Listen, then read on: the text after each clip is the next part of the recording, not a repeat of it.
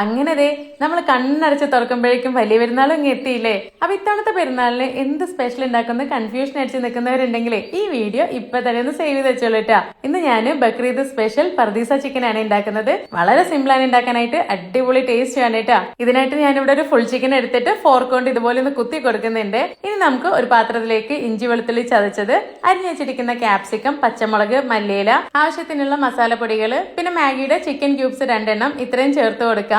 ഇനി നമ്മുടെ പർദീസ ചിക്കന് പെർഫെക്റ്റ് കളറും സ്മെല്ലും ടേസ്റ്റും ഒക്കെ കിട്ടാനായിട്ട് ഞാനിവിടെ ഈസ്റ്റേണിന്റെ ചിക്കൻ മസാലയും കൂടെ ചേർത്ത് കൊടുക്കുന്നുണ്ട്. അവസാനമായിട്ട് അല്പം ഉപ്പും നാരങ്ങ നീരും അതുപോലെ തന്നെ ഓയിലും കൂടെ ചേർത്ത് കൊടുക്കാം. ഇനി എല്ലാം കൂടെ നല്ലപോലെ കൈകൊണ്ടൊന്ന് ഞരടി എടുക്കണേ. ഇനി നമ്മൾ നേരത്തെ ക്ലീൻ ചെയ്ത് വെച്ചിരിക്കുന്ന ചിക്കൻ ഇതിലോട്ട് വെച്ച് കൊടുക്കാം. ഈ ഒരു മസാല ചിക്കന്റെ എല്ലാ ഭാഗത്തും നല്ല പോലെ ഒന്ന് തേച്ച് പിടിപ്പിക്കണം. ഇനി ഇത് മിനിമം 2 മണിക്കൂറെങ്കിലും ഒന്ന് റെസ്റ്റ് ചെയ്യാൻ വെക്കണം കേട്ടോ.